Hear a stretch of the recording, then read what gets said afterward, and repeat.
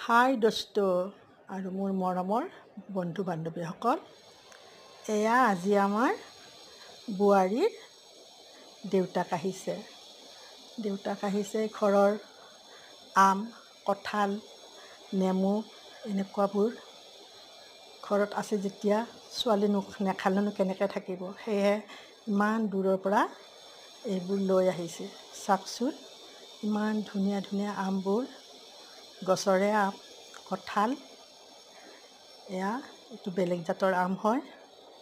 তেনেকৈ এয়া নেমু, ইমান ধুনীয়া ধুনীয়া আনিছে। সেয়েহে বুলি ইমান কষ্ট কৰি আনিছে।